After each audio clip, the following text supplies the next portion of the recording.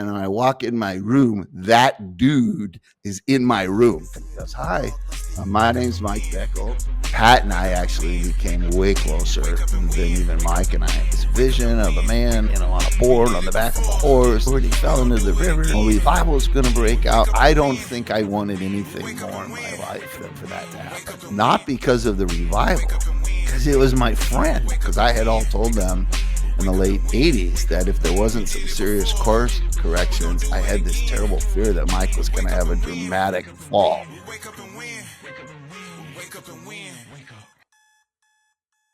Well, hey guys, welcome to the podcast, the Wake Up and Win podcast. We're your hosts, Blaise and Christina Foray. Hello. Good to see everybody again. Now, listen, I have gotten I feel like it's like, the down low scoop on like the entire history of where my background comes from, being at IHOP for 5 years.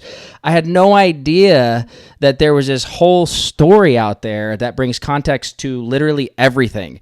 So Christina and I got a hold of a book just recently because it literally just came out. And we read through this book and we devoured it, and it was so helpful to really kind of give me he humanized all these people. He gave me a context for who Mike Bickle is. He gave me a context for how the movement really happened. It was almost like he tied together so many questions, as we've had, Elizabeth Herder tell her story, Tammy Woods tell her story, so many powerful voices. And I know Bob wouldn't say this about himself, but I would say, honestly, the interview we're doing today regarding IHOPKC and Mike Bickle is going to be one of the most, if not the most important interview regarding the context and foundation for everything.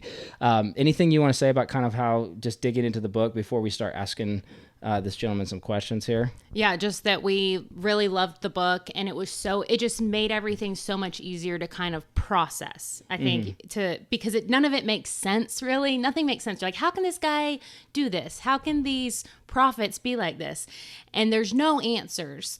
And then you read this book and you're like, okay, that makes sense. Like, I can get that. I can understand that.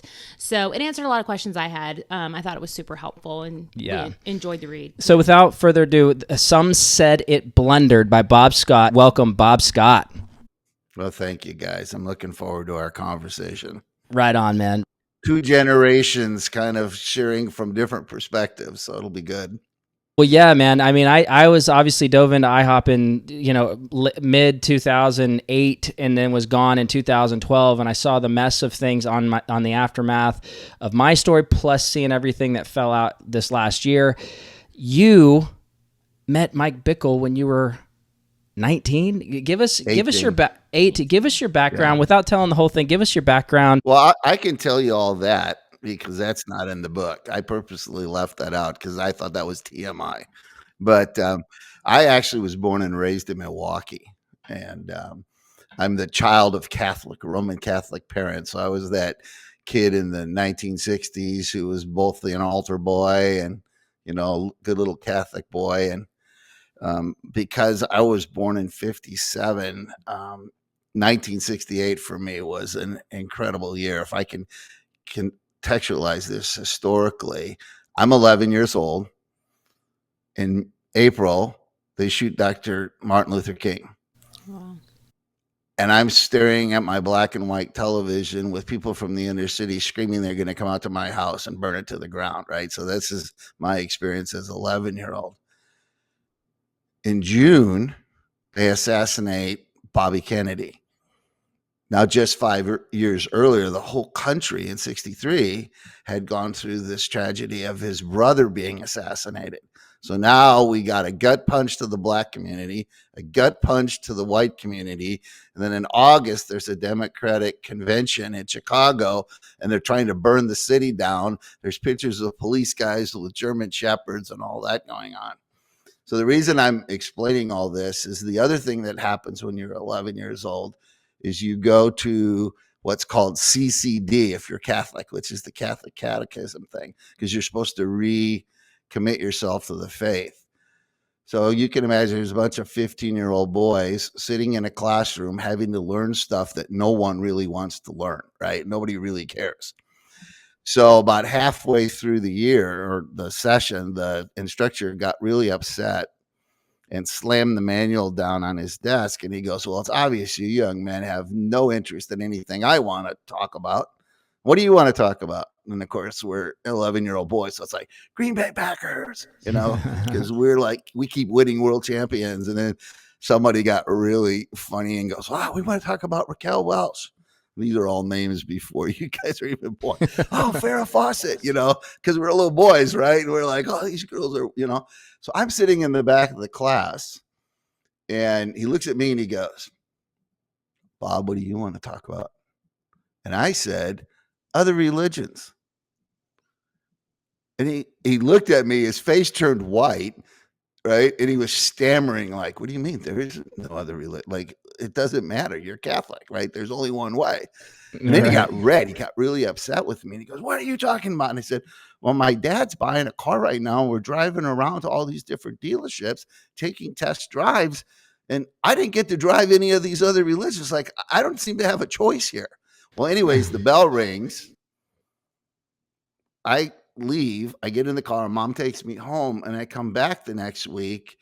And I walk in the room and he goes, oh, you've been moved to room 212. So here I am, 11 years old, walking down the hallway to room 212, thinking I'm going to the other religions class.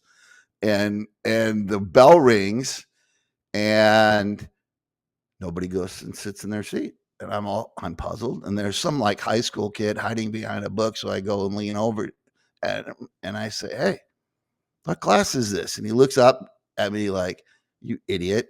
He goes, you're in detention. That was it for me. Oh, man. I was like, God, your freaking world is falling apart. You obviously are not in control of things because it's mass chaos out there, right?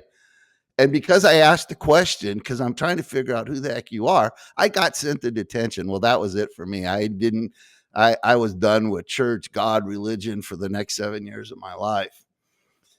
As an 18-year-old, I had graduated from high school.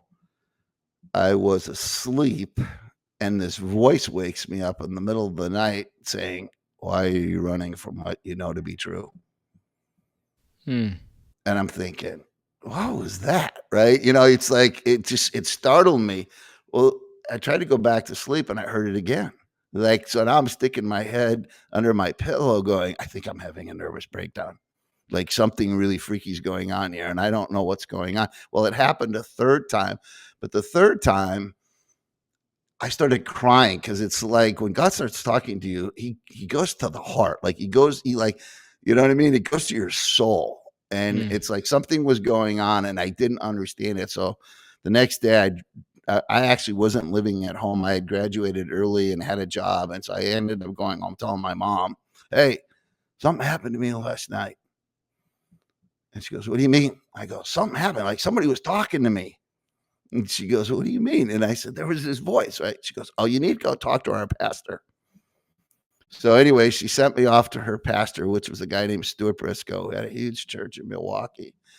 And I go sit with him and he goes, so your mom tells me you had this weird experience. I go, yeah, there was this weird voice. It called out to me. And he was real calm and he looked at me and he goes, well, you know what that means? I go, I have no idea. Am I losing it? Like, are you going to send me to counseling? And he goes, no, you have a calling. And I was like, a calling? What do you mean I have a calling? Like, I've heard hunters call ducks, and turkeys, and farmers call, like, who's calling me? And he started laughing. He goes, well, God's calling you. To do what? Like, why would he call me?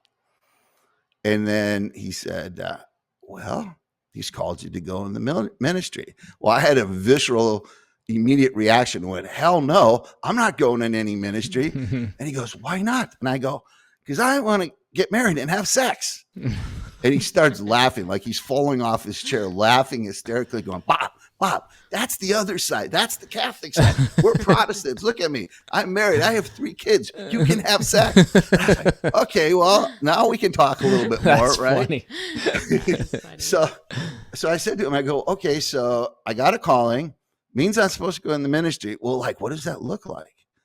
And he goes, well, you got 2 choices. You can either be like a pastor at a local church, or you can go to another country. That's called being a missionary.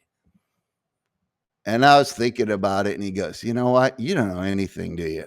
And I went, He goes, I'm sending you to Bible school. And I went, huh? And he goes, I belong to an organization in England called the Torchbearers, and we have schools all over the world. And I'm going to send you to a school in Estes Park, Colorado. My friend Billy Graham sent his son there last year, so I'm going to send you there. So Franklin had gone there the year before me.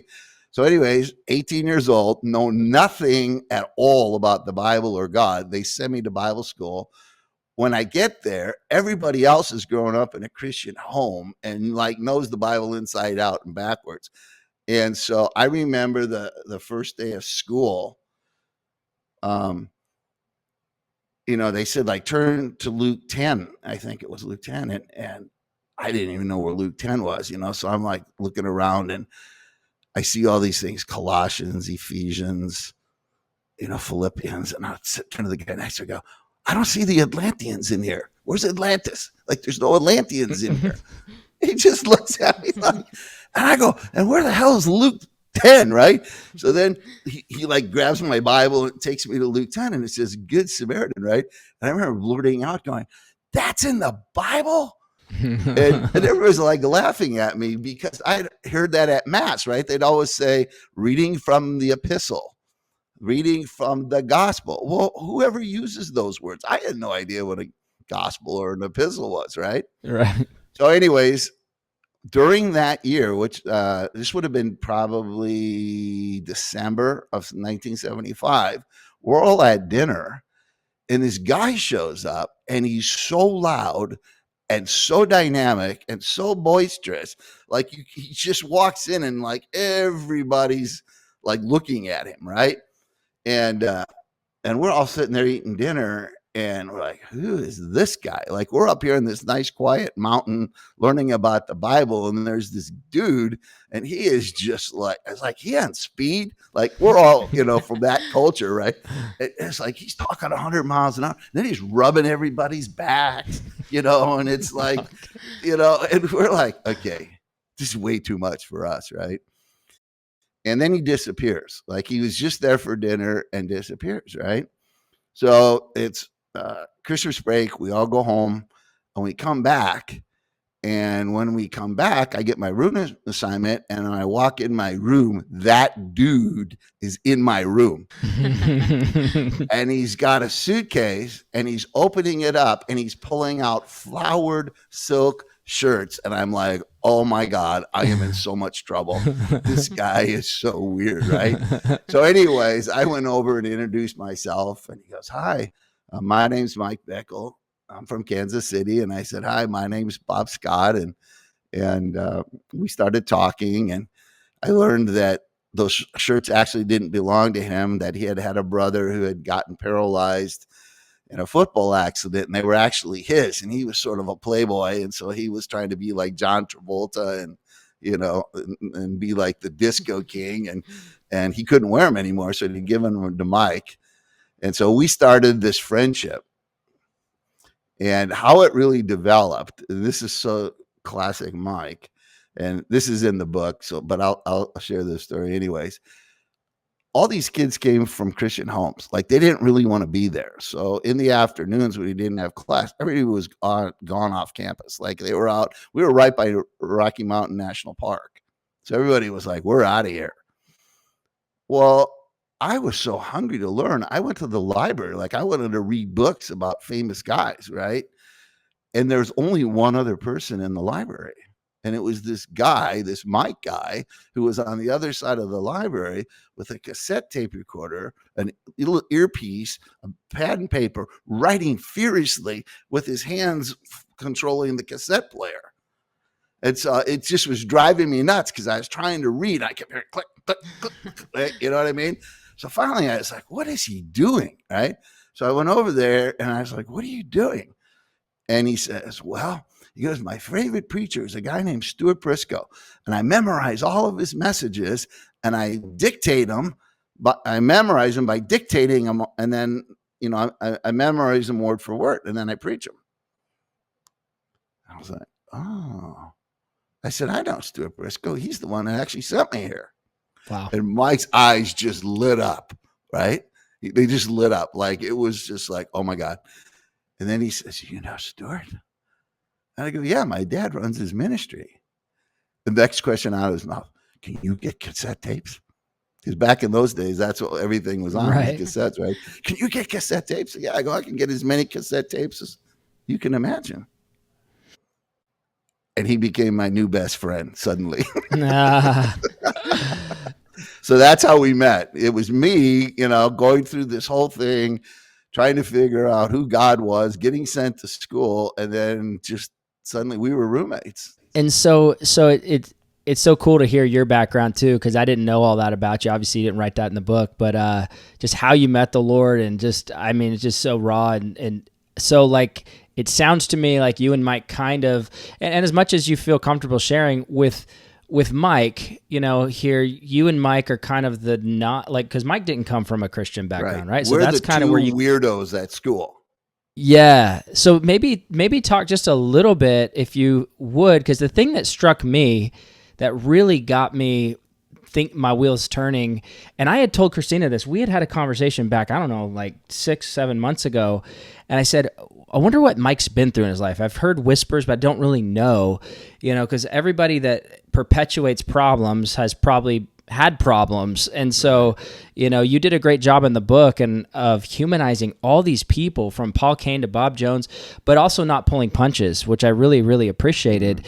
And so I don't know, maybe if you feel comfortable talking a little bit about Mike and his background and just how you were able to contextualize over the years, because you were with Mike for many of the first maybe 10, 20 years of ministry. Yeah, and again, I don't want to say too much in the book, and it's not that I'm afraid of telling people what's in the book, but context matters. Right. And it's important that you read the book to hear the whole story, and all, right? Because we can sit and talk about all these little, you can pull out these little sections, right? But the book contextualizes, because the book is a journey, right? It's my journey with Mike over the years. It's my perspective, you know? Yeah. You know, I'm one of these people, who believes that life is about multiple perspectives, that there's no one person other than God that sees in the whole 360 degree, you know, bird's eye view of any situation. So everybody needs to understand, this is me. This is my journey. This is my story. It's not anybody else's story. It's mine. Guys, this episode is brought to you by Wake Up and Win Insurance. We help clients all over the nation with their term life, whole life, or universal life insurance, and we're definitely happy to help you with a consultation. Check the description below for more info. And it's my perspectives. It's how I am interpreting what I'm seeing, right? So in Bible school, Mike and I, because we were the two oddballs, meaning we were the two guys that didn't come from these evangelical homes, and we were both athletes, you know, we were both trying to find our way. We became really, really close. And after Bible school, I went back to Milwaukee. This is kind of a bizarre story, but I went back to Milwaukee, and I had planned to go to like Columbia or Moody Bible College, you know, some of the big evangelical Bible colleges, to further my education so I could do this ministry thing that Stuart had told me about, right? Well, the problem is I got rejected by everyone. And the reason was, in full disclosure, this is sort of embarrassing to admit these days, but I was the kid in ceramics class building bongs, telling everyone they were flower pots. Put your roses in. So I ended up getting kicked out of school a few times. So this was my first really disillusioning experience in Christendom, because I kept getting all these rejection letters based on my high school, because I was a B student, right? But on my disciplinary records from high school. And I kept thinking, well, I thought when you became a Christian, you became a new creature in Christ and you were forgiven and everything was, you know, washed away and you got to start over again. But apparently not at these universities. So I didn't get to go. And so here I am. I'm actually a line cook at a restaurant, and I decide to call Mike. And Mike goes, "You're not going to believe this, but I just became a pastor at a church. You should come down and visit me." And so I ended up telling my parents, I said, "I think I'm going to go down to St. Louis and see Mike and spend some time there." Because obviously I'm sort of at a crossroads. I was 19 now and he was 20. So it was a year later. So I end up driving down there, and I pull up, and there's a whole bunch of drug addicts sitting on the front porch of the church. and it was a church, and then there was a building next to it where the guys lived. And then Mike, in those days, he was like Mr. Evangelist. He'd like pick up hitchhikers, and then he would like bring them to stay with him. So I walk into this really wild situation, and long story short, when I was in Bible school, we all had to give a devotion, and I had given mine about being a bondservant, like losing my life. And Mike says to me, after about a week of being down there, he goes, "Do you still believe that?" I said, "Absolutely."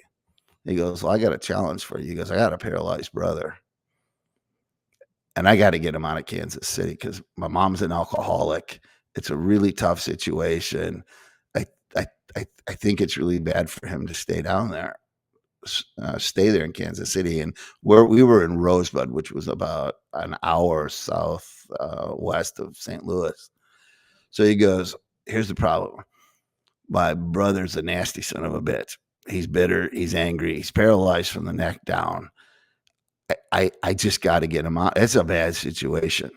And would you take care of him?" I'm like, "What? Like, what do I know about taking care of a quadriplegic? Like, I don't have any medical training." He goes, "No, I'll teach you. I'll teach you how to do it." And so, anyways, and he goes, "And you could be the youth pastor." And I was like, "Well, that's kind of ministry. Like, I could be the youth pastor and take care of Pat." And okay. So, anyways, the two of us drove from St. Louis back to Kansas City. And that's when I started for the first time realizing the world that Mike had grown up in.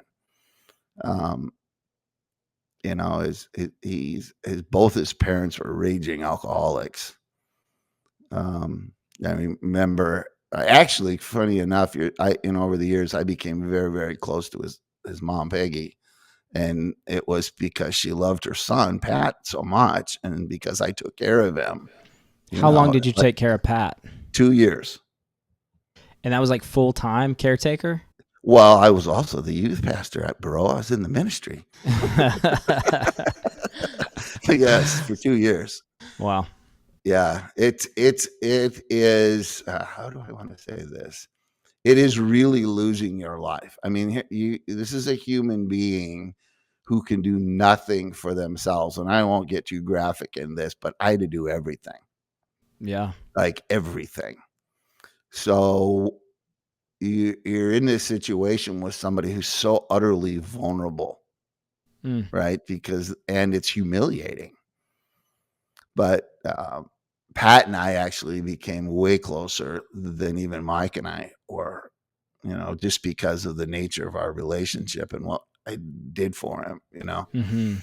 But that was sort of my introduction into the just utter chaos of the Bickle clan.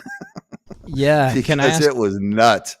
Can I ask you a question about Pat, since you're on that topic? And I don't know if you have any thoughts of this, but basically I'm thinking of you taking care of Pat, and then I'm thinking of, and I can't remember in the book if you discuss how in detail you get into this, but I know that the Pat Bickle prophetic history prophecy was kind of deleted from the prophetic history, which was, the man on the board will stand up and then the revival will begin. And then when Pat died, that prophecy got deleted from the prophetic history.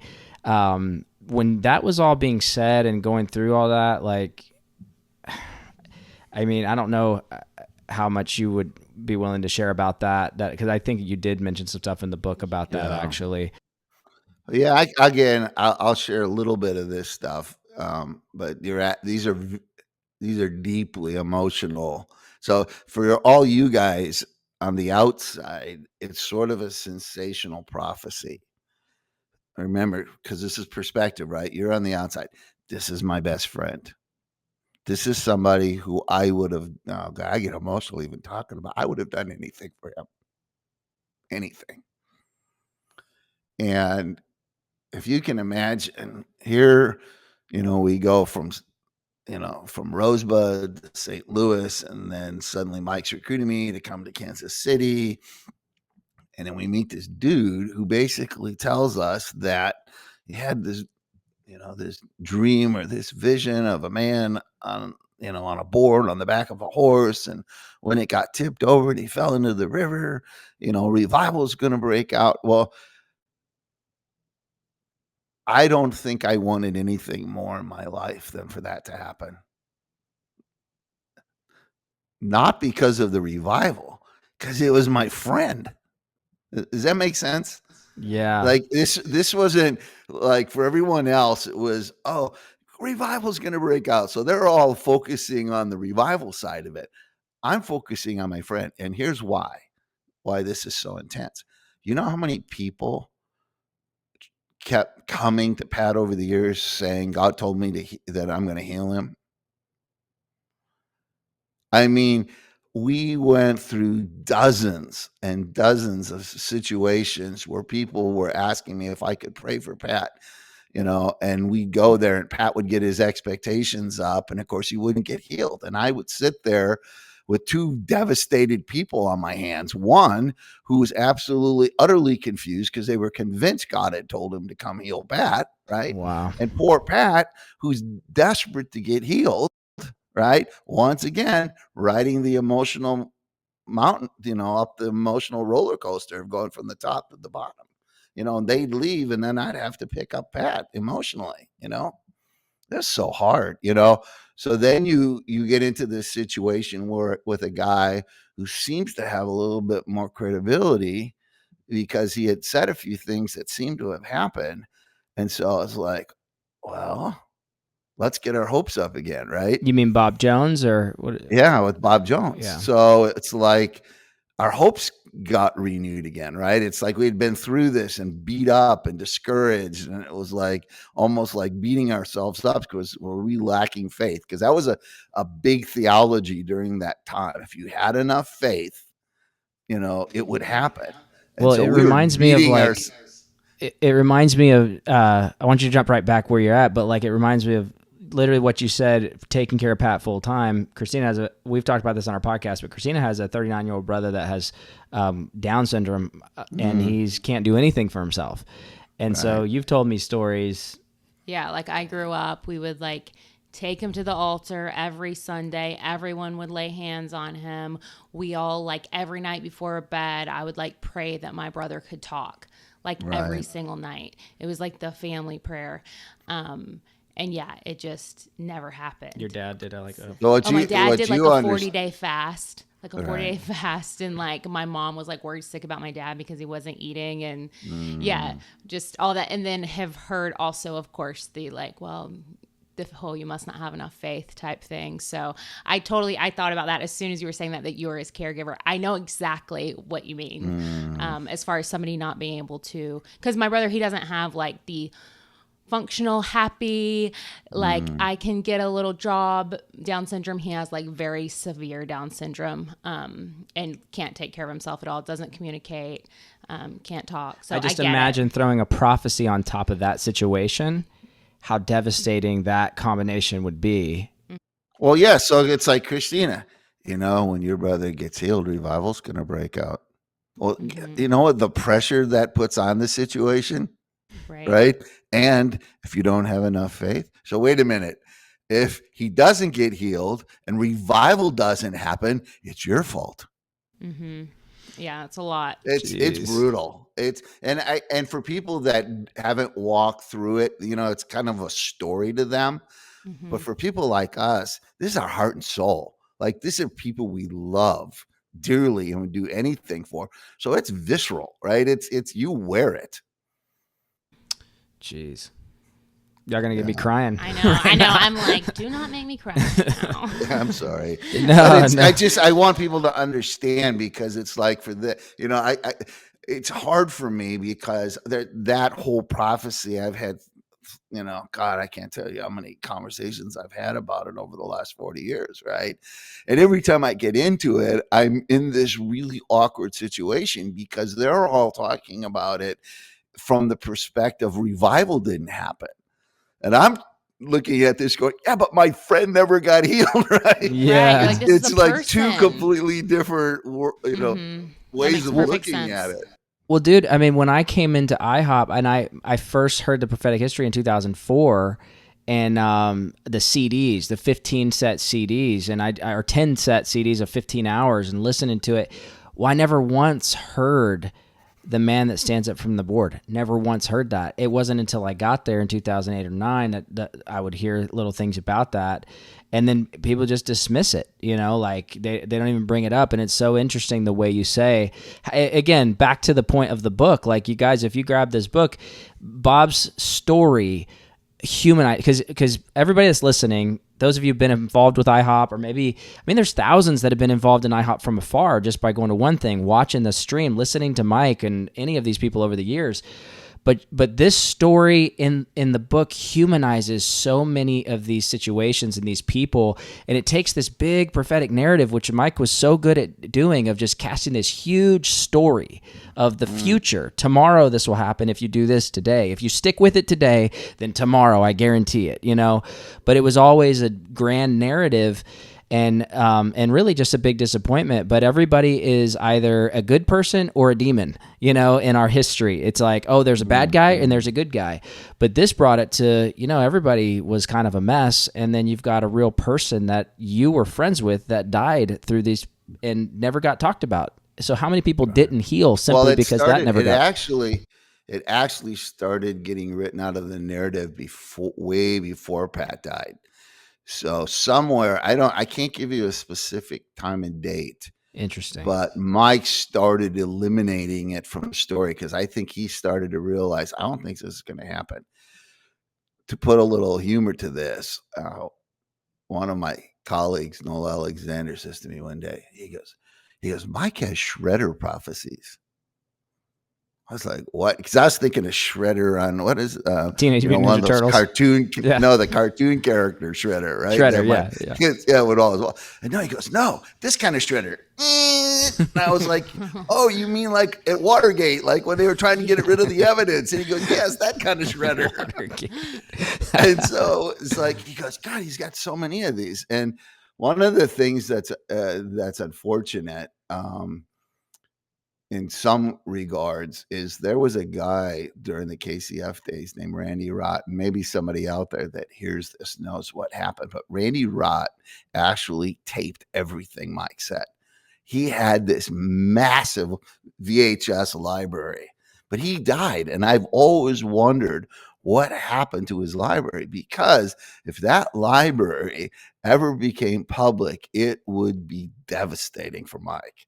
Because there's so much in there that Mike said that he seems to have, shredded. It's disappeared, right? And so that's been, over the years, that's been one of the big problems that people have continually kind of confronted him on. It's like, hey, Mike, you keep changing the story, right? The prophetic history keeps shifting, right? Yeah. And every audience gets a little different version of it, Yeah. And what would he say to that? How would he respond to people confronting him about that? Well, he wouldn't, he'd always kind of deflect, Mike, he would go change the direction into something really positive. Oh yeah, but look at all the things that, that have.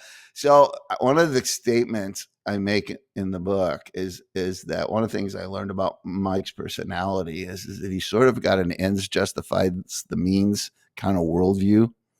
Mm-hmm. It's like it doesn't really matter down here at this level if I didn't say it right or I said something and it was wrong. Like, it doesn't really matter, because in the end, it's all about the end time apostolic, high level, hardcore revival that's coming.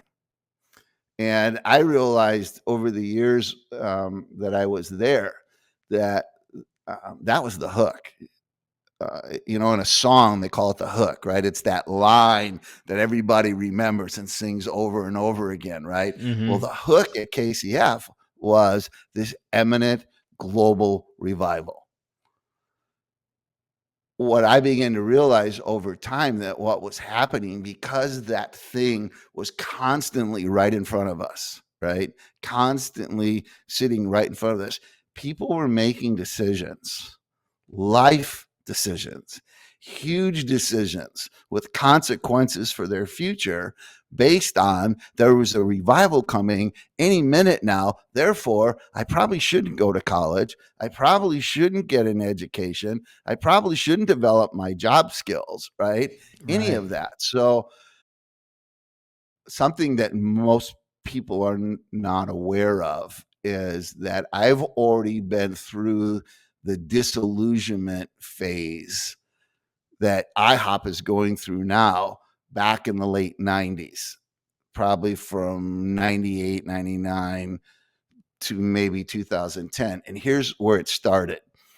Because there was this end time global revival coming, Mike felt like we needed to get our children ready. So he started Dominion Christian School because he wanted to raise up Joel's army, right? Mm-hmm. So all of us are sending our kids to Dominion Christian School because we've got to raise up this end time generation. So you have, imagine your kids, right? It's like you're telling them every day, you're a chosen generation. There's a revival coming. You're going to be leading this revival. Signs and wonders are going to come through you, right? So all these kids are being prepared for this kind of thing, right? Never happens. You're 30 years old. You're out in the marketplace. You're 10 years behind everyone else. You don't have the skills, right? You're married, got kids, can't make it, right? Well, all of that, sorry if people don't like my language, but the shit hit the fan. Yeah. And I suddenly had all these kids from Dominion going, Bob, what the hell? Like, what happened? Right? And so it started with them. And then it started with the KCFers, right, who had been there. I mean, this is Kansas City Fellowship, right? That you helped start with Mike. Okay. Just another thing I can say, and again, I hope IHOPers don't take this the wrong way. You're just like version 5.0. Right. Yeah. Right. I know when you came in you were young, and a lot of it felt like you were, you know what I mean? You were doing something new, but Mike just basically gets in trouble, moves on, reinvents himself with a whole nother group of young people. So it's a pattern that keeps happening, right? So when I started getting called in October because of the IHOP thing, I'm like, oh my God, here we go again. I'm like, I'm back in 1998, 99. I got all these kids from Dominion who are pissed off because of the fact that they're way behind their peers. They're not making the money. They've got all these bills to pay and they don't have the skill sets, right? Or, I mean, that's just with the kids. We had people moving from all over the world, right? Yeah. They wanted to be here at the epicenter of this global end time revival. So they walked the bread away basket, from family, the bread friends. basket of America, that prophecy that everyone's coming to the Midwest, the bread basket of America during World War III. Come to Kansas City, the cloud of glory will be over. Will be a Goshen, all that stuff. People moving their lives out there for that. And as you probably have figured out by now, there's probably nothing more painful than unfulfilled expectations. Yeah. Whether it's in a marriage, whether it's in a friendship, whether it's in a business partnership, we all have these sort of idealized views of how things are going to be. And when they don't happen, it's painful. So I guess the way that I describe it to people is I've got a mobile MASH hospital that I've been operating for 30 years, right? I just keep having all these wounded, broken people that are so utterly confused. Like I say, in the beginning, I dedicated the book to the disoriented, the disillusioned, and the depressed, because that's the 3 stages that every one of them gone through. They're like, I'm lost. Like I had clear bearings, right? God was going to move. the Holy Spirit was going to fall, global revival. I was going to be in the ministry. Boom. That's not here. Where am I? Right? I'm disillusioned, right? I'm mad. I don't know if I should be mad at Mike. Am I mad at God? Like, who am I? I'm just mad. I don't even know where to. How do you get mad at Mike? He's the man of God, right? He's the chosen anointed one. Like, Yeah. it's like people are so confused because they want to be mad at Mike, but they're afraid to be mad at Mike because if you're mad at Mike, you're mad at God. So real. Right? You see, So real, man. So real. I mean, I hope I'm not being too graphic here, but I keep it real. Like in my world, I've spent the last 40 years dealing with pro athletes, people in the arts and entertainment world, business leaders, religious leaders, and when they get to me, they're in the sewer. So, Yeah. right, their lives are a mess. So I don't have time to sit around and keep it all PC and proper and nice. We go there, like we use real language, like what's really good. I just told somebody the other day, I go, I hate to tell you this, but there's a giant septic tank buried under IHOP. You guys have no idea what's coming. You think you've had some bad stuff. You have no idea the sheer volume of mess that's sitting under there. I've known it for years, right? I deal with it all the time. So, you get into this. This is sort of the dilemma you get in. This is why I always tell people I never considered IHOP a cult because theologically it doesn't fit, into the definition of a cult, but it's cultic. Yeah. Meaning that there's a lot of ways people think, right? And of course, the biggest one is you just don't challenge Mike. Like, how can you? Right. I mean, this is a man that had open revelations. I mean, God himself has talked to him, right? Right. And so the amount of people who, one of the things I talk about in the book, and I'm free to, I feel okay to share this with everyone. You know what the biggest thing I deal with in people is the shame because they're nowhere knew something was off. They knew it instinctively, and then they went, "Oh, that can't be right.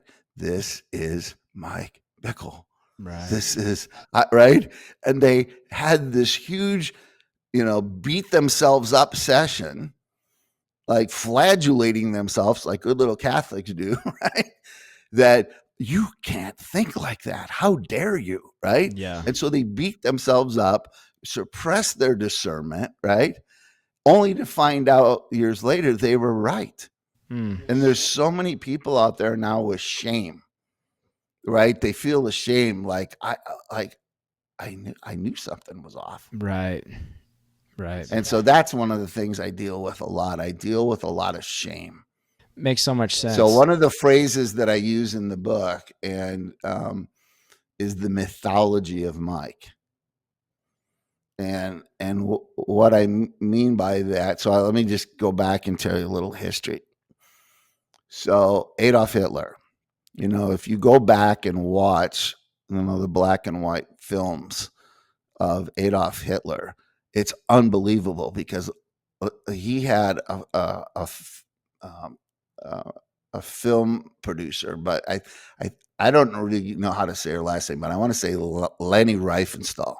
Leni Riefenstahl was the one who was like so ahead of everyone else in the movie world, where she had angles, right, and light. And she created this whole mythology about the white Aryan race, right, and everybody looked up to it, right, and she created this whole mythology around Hitler, right, that he was this superior being, right.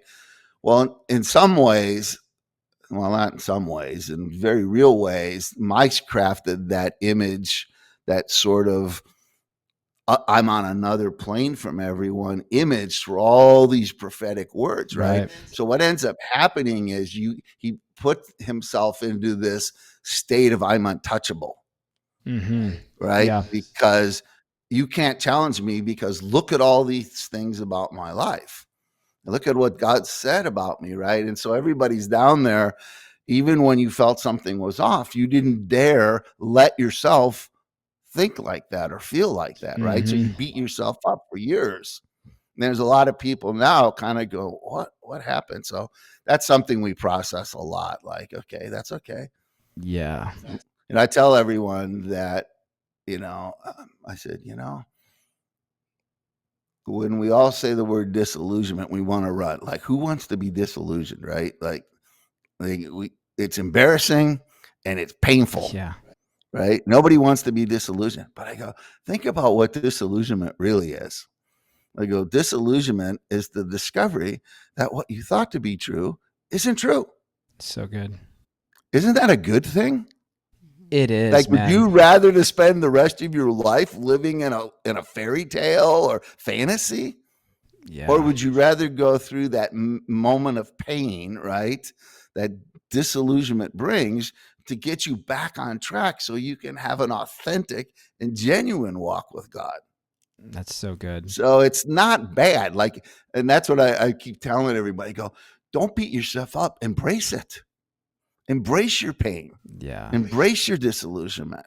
Embrace it right now, because you're going to come out of this so much wiser, more mature. Your walk with God's going to go to a whole nother level because of this.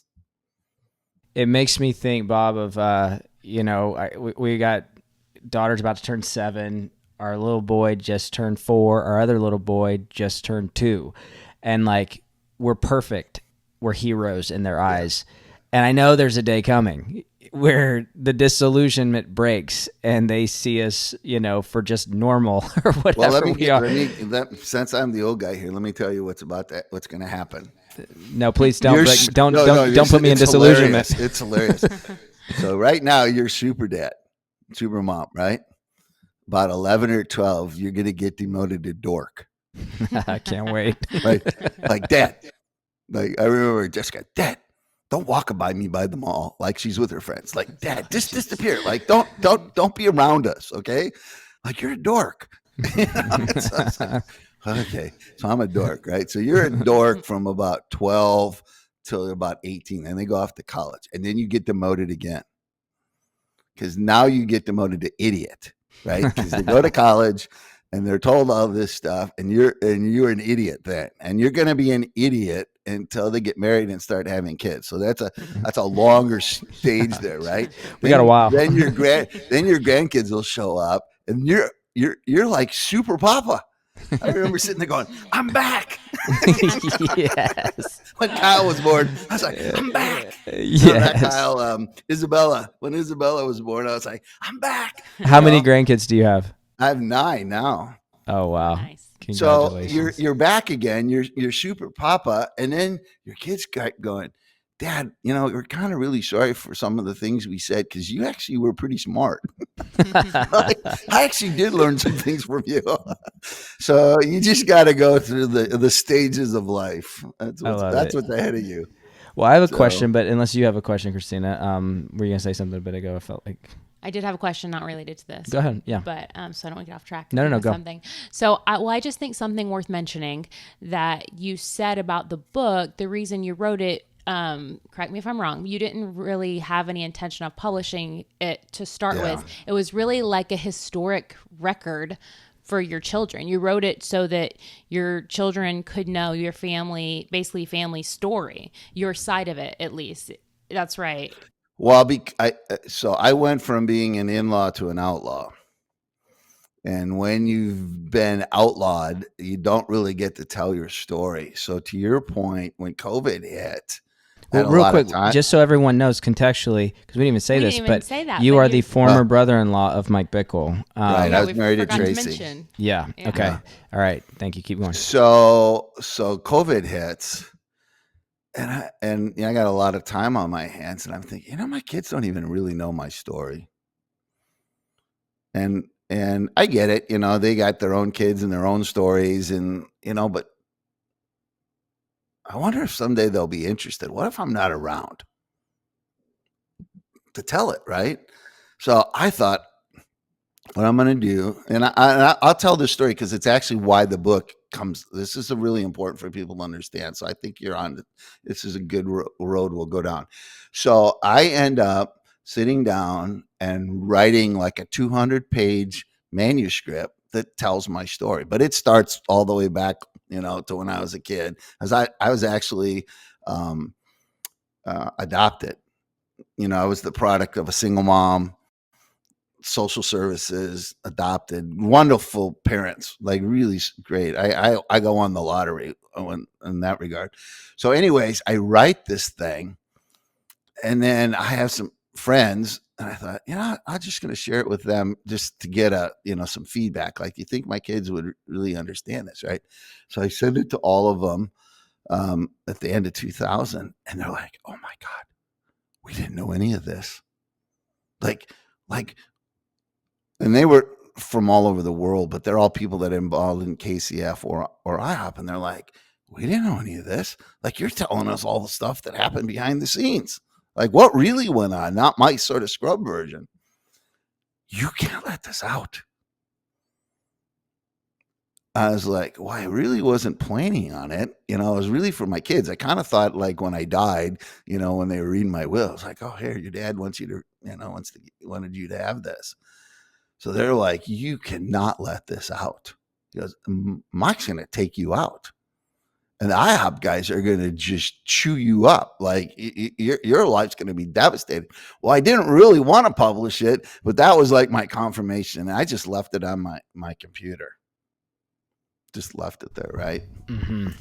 So what happens is that in October, when it hits the fan, my phone starts ringing. And it's my old KCF colleagues who are going, "You were right.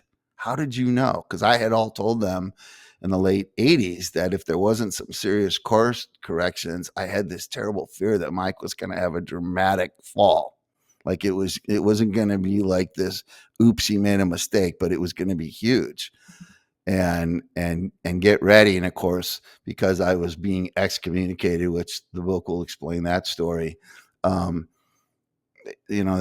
really kind of understood what I was talking about, but they remembered, right? So they're all calling me like, how did you know? How did you know? And you're a prophet. And I'm going, no, I'm not. I'm not a prophet. I go, I'm discerning. I go, I ask why all the time. Like, I need to get to the root of a thing. I go, once you figure out a seed is a weed, it's always going to be a weed.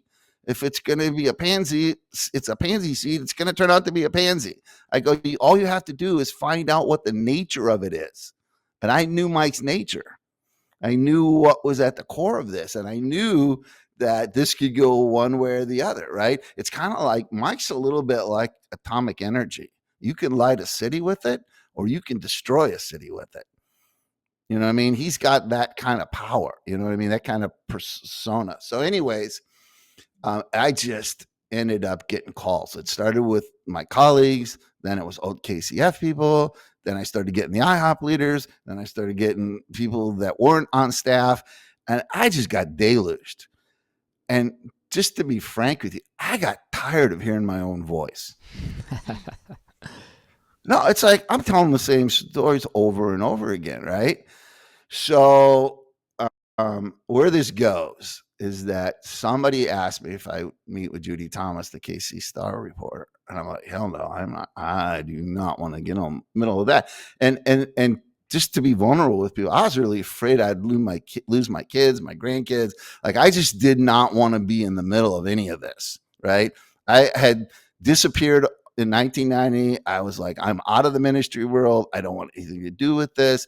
I don't want to be in Bickle mania. I just do not want to be in any of this. And so I just disappeared.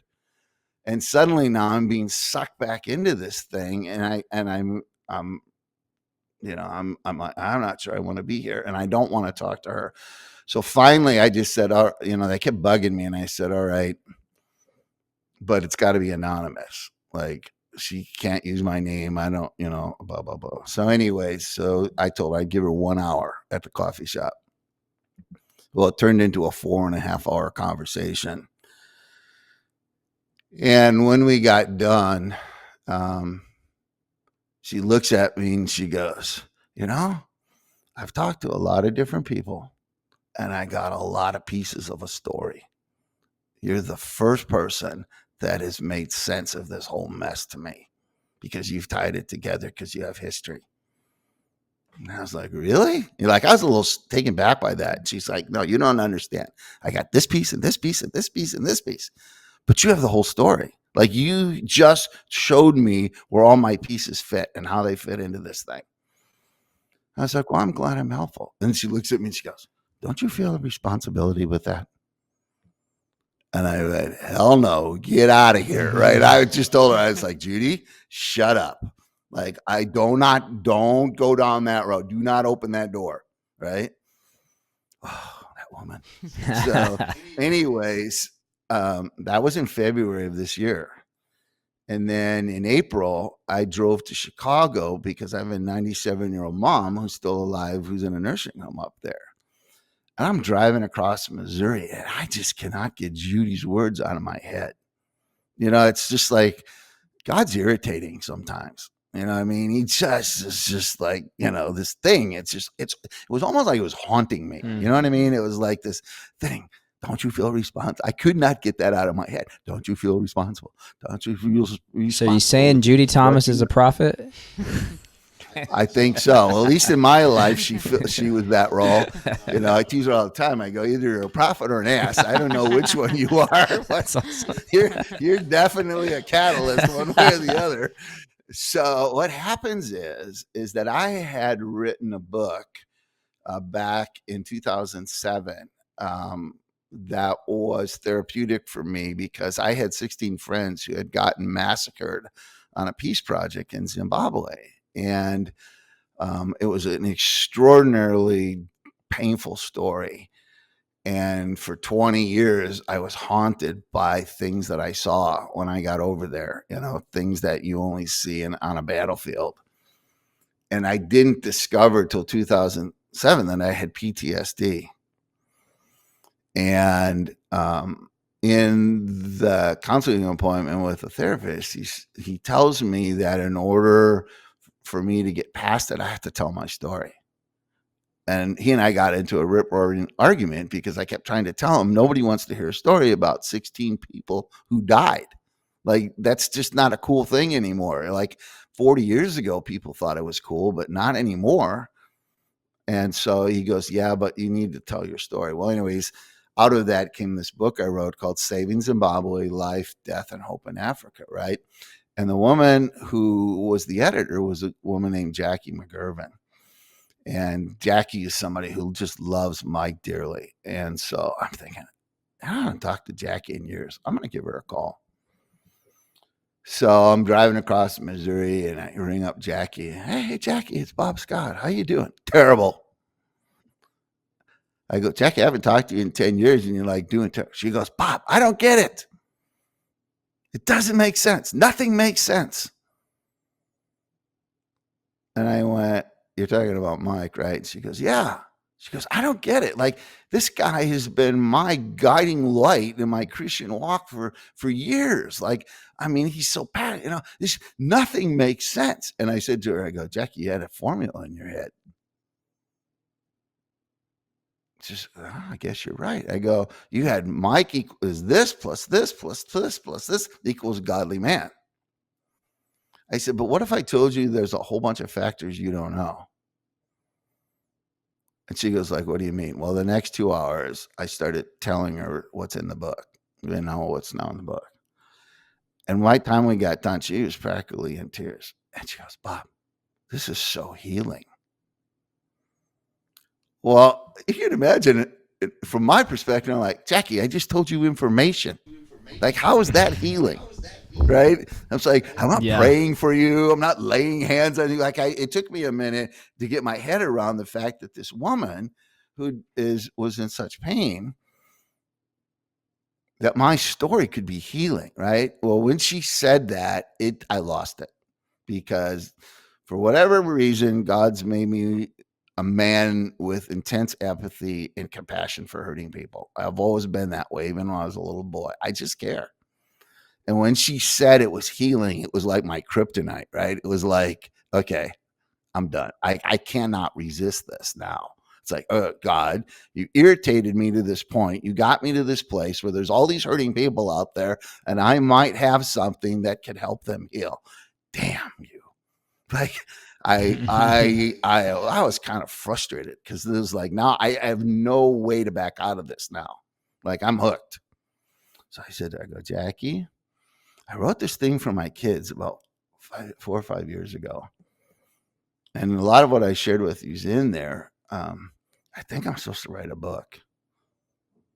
And she goes, really? And I said, but here's the problem. I do not want to write a tell-all book.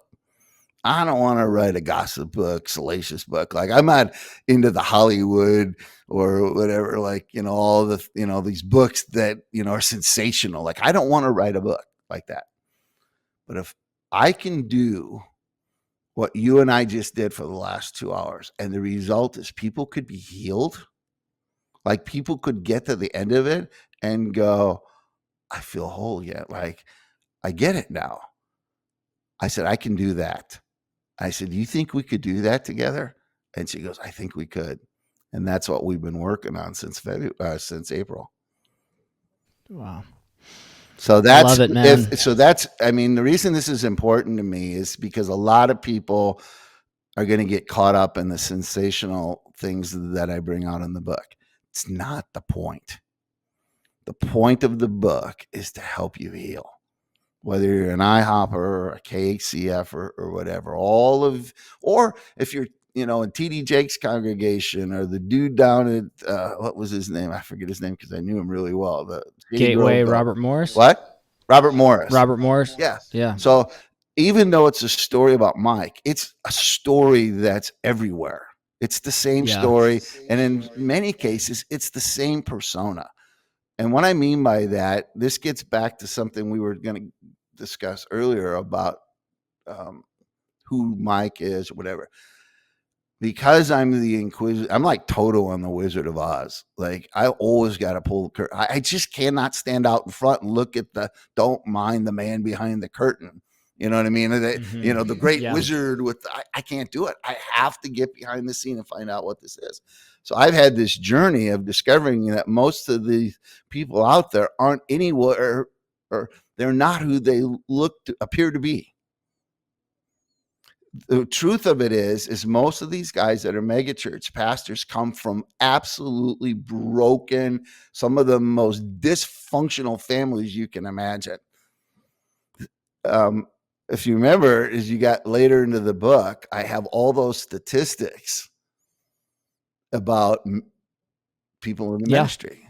It's shocking, isn't it? When you read that, did you just go, oh my God, right? Oh yeah. It's stunning. But it made so much sense. I went, that makes complete sense. But it only makes sense to you now because you've been through it in hindsight, and you have hindsight, which is giving you perspective. Yeah. Right. But that's the thing that's crazy. So many of the guys in the ministry, you know why they're there? To get healed.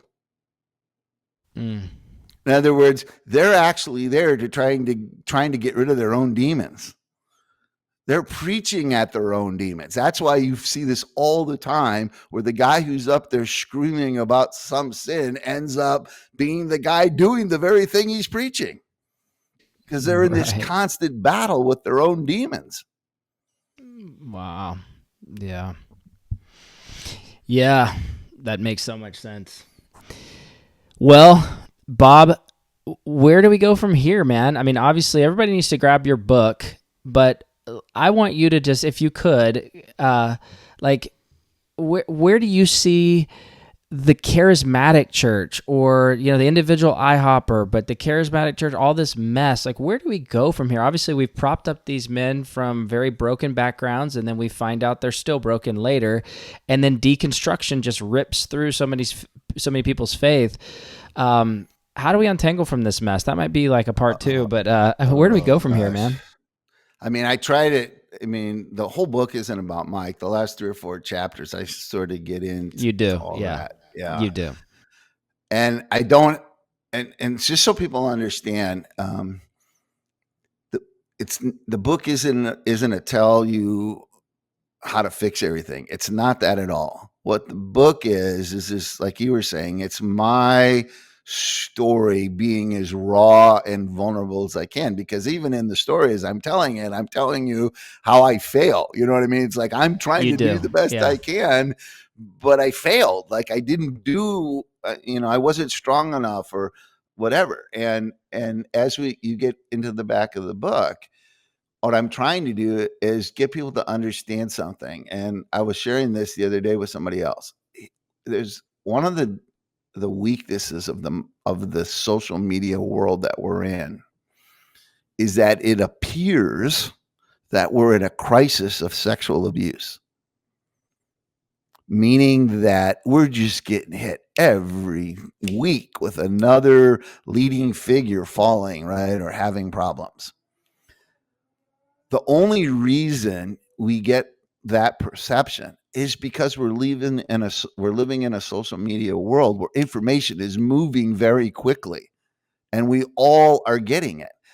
The truth be told, and I think if you had a conversation, if Boz and I were on here together and we had a conversation, he would tell you the same thing that I discovered. This has been going on for thousands of years.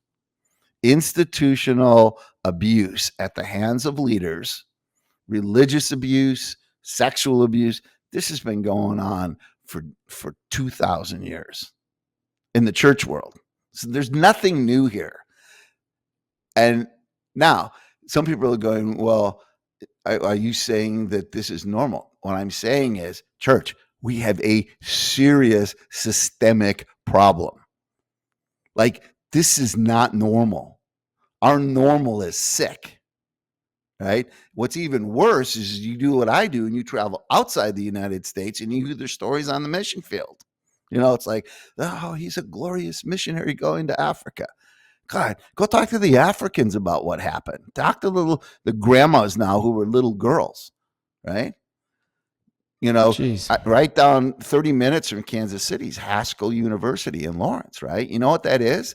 That's one of those original Indian schools where they took the kids off the reservations and stuck them in these schools to teach them how to be white Americans, right? They couldn't, they had got their hair cut. They couldn't wear their customary clothing. They had to dress like white people. And these girls got sexually abused. It was so bad that for years, Haskell wouldn't even let Christians on the university. I had friends who were Lakota, a couple, the Wildmans, who have a ministry called Rain Song. They're Lakota Indians, were the first Christians they allowed on that university in 50 years. So now I'm going to just make a super general statement here. I don't think we can fix it. And here's why. As I say in the book, Christianity in America is a $1 trillion a year business. It's big money. It's massive. It's a money make. Now, it was the same thing in Jesus' time. This is what people, if you go back and see the archaeology around Jerusalem right now and around the temple, they're uncovering all the massive homes that the priests live in. The temple was a money-making machine because everybody was coming around the country, right? Buying stuff, giving stuff, right? The priests were living large back then. That's why Jesus had a real problem. If you think this through, this is kind of bizarre. The Romans are like the Nazis, right? They're the Nazis of the first century. And Jesus is over at the Gestapo guy's house healing his servant. Like, Jesus doesn't seem to have a problem healing the Nazi guy, right? He's up in Samaria talking to Samaritans who are the arch enemies of the Judeans, right? The Samaritans have their own church, their own scriptures, their own, everything up there. Like they're competing with one another. And Jesus is up there like talking to them and healing them and having fellowship. And then tells a story where the Samaritan guy has the heart of his father. Who does he go after, though? Religious leaders. Yeah. He's not attacking. He never attacks the Romans. He doesn't attack their arch enemies, the Samaritans. He goes after the religious leaders because he understands it's a big business, right? So I have said this to my friends over the years. I go, I don't know how we fix this. I said, the only way that I can see how we fix it is take the money out of it. And I don't know how we do. If you yank the money out of the church, you would drive so much incentive and wrong motives out of everything. Everybody would We'd be quit. back to the early church again, right? Yeah. But how do you do that? I don't know. Unless there's some catastrophic event, that completely upsets the social systems, we're like addicted, right? It's like here's what I'm talking about. We can blame all the millionaire megachurch pastors, right? That they're easy target. Right. I'm going to say something that's going to offend people, but why are they multimillionaire churches? Why are they making these big salaries at these big churches, that we have 50 larger than 16,000 pounds in America? You know why? Because we keep going there. Yeah. In other words, if people didn't show up in these places, they wouldn't be there. It's not these guys. It's something in us that needs these heroes.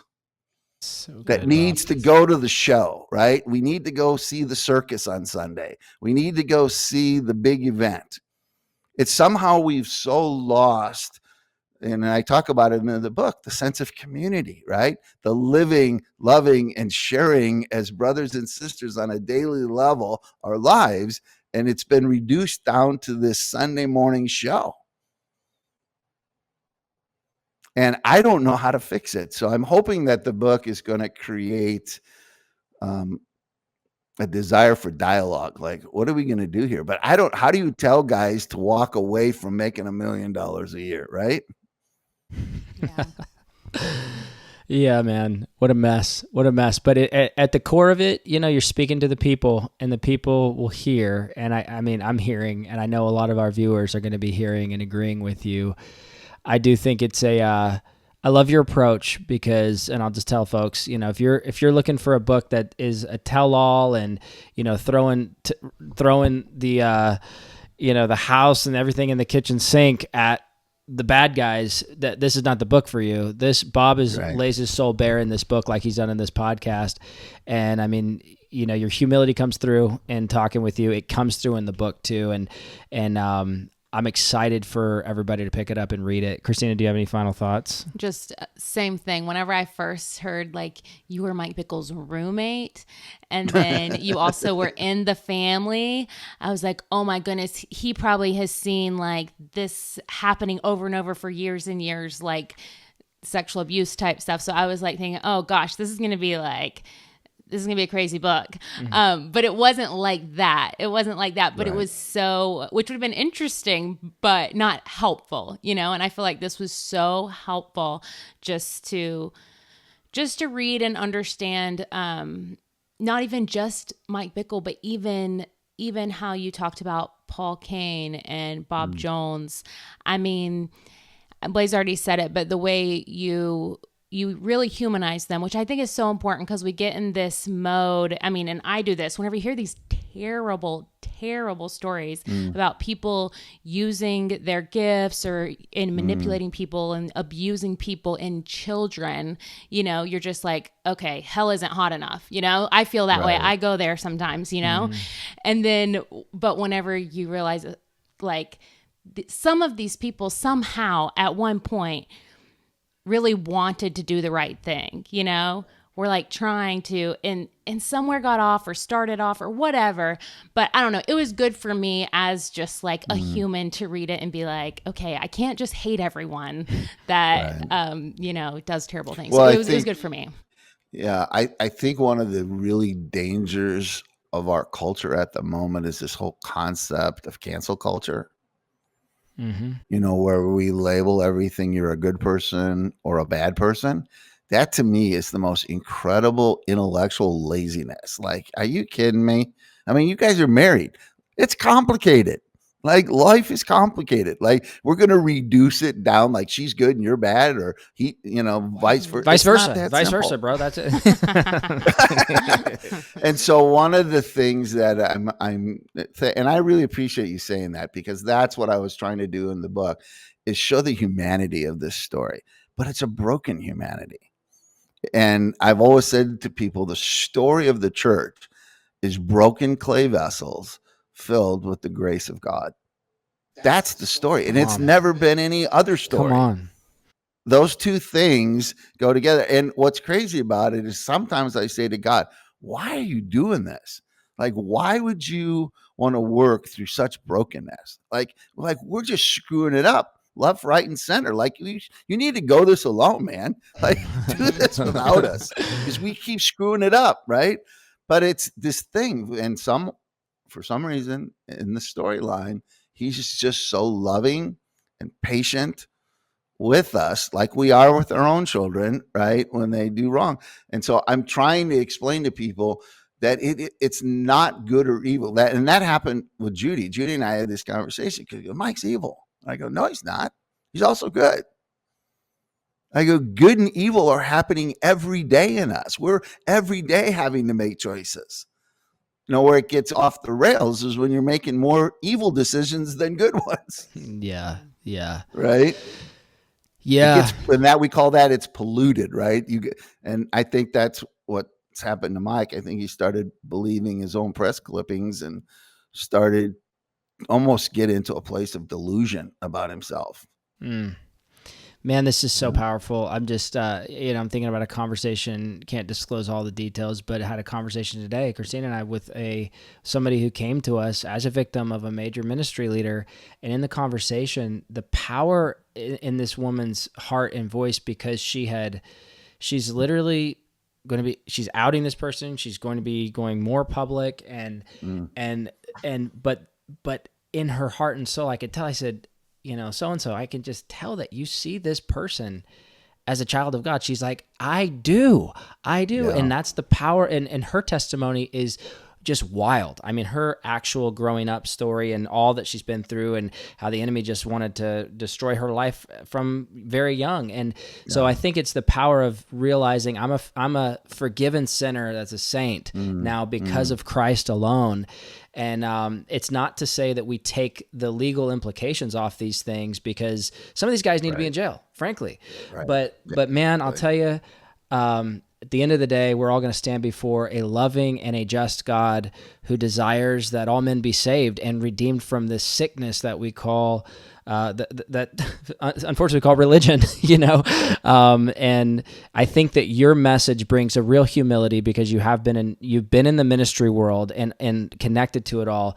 You've also been in the marketplace and done the stuff, and you've seen the sickness and all of it, and you've humanized it for us so well. And I think we're all a little bit laid low through this conversation of where do we go from here. But I think that this book is going to help a ton of people heal. At the end of the day, whatever the institution does, I don't know, but each individual that walks through this process needs to heal and needs to heal. And I think this will help. Bob, I appreciate hearing that, because that's, if that happens, if what you're saying happens, I will have felt like I finished the mission. You know what I mean? It's like the whole idea behind this is to help you heal. And if that happens, I'll be like, okay, good.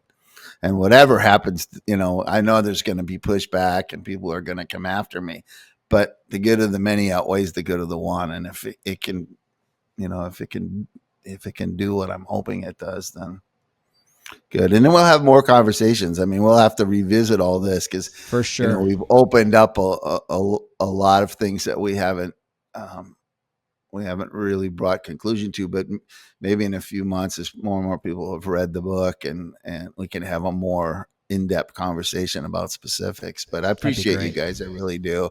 Thank you for encouraging me, because this has been a really vulnerable very enlightening, to say the least. And it's been great to have you on the podcast. I think Christina would agree. It's just been... thank you so much. So we appreciate you coming on. I think we're going to shut down here. Guys, make sure that you go grab the book in the link in the description below. And we'll be back with another episode with you, hopefully, maybe in a few months. So thanks, Bob. Take care. Thanks, guys. Hey guys, this episode is brought to you by Wake Up and Win Insurance. We help clients all over the nation with their term life, whole life, or universal life insurance, and we're definitely happy to help you with a consultation. Check the description below for more info.